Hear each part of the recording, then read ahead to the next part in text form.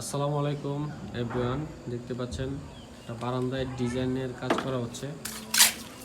So এই ডিজাইনটা দেখতে অনেকটা এইরকম হবে। সো এই ডিজাইনটা কেমন লাগে আপনাদের কাছে অবশ্যই কমেন্ট করে জানাবেন। ডিজাইনের মাঝখানে 7 ইঞ্চি করে গ্যাপ আছে, 2 ইট পরিমাণে গ্যাপ দেখতে পাচ্ছেন।